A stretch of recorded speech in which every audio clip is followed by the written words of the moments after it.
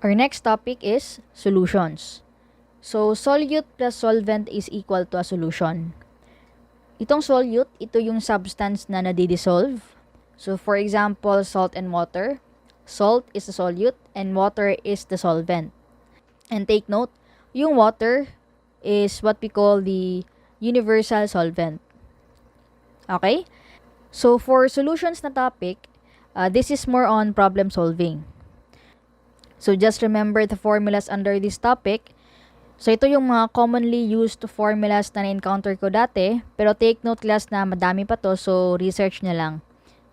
Now, let's try to solve one problem. 90.10 grams of C2H12O6 with a molar mass of 18.2 grams per mole is dissolved in 250 milliliters of solution. Calculate the molarity of the solution. Okay. So, molarity is moles of solute divided by liters of solution. Moles of solute is mass in grams divided by the molar mass. So, that's 90.10 grams divided by 180.2 grams per mole. So, we have 0.5 moles of solute. Now, we have molarity is equal to 0.5 moles divided by 250 times 10 raised to negative 3.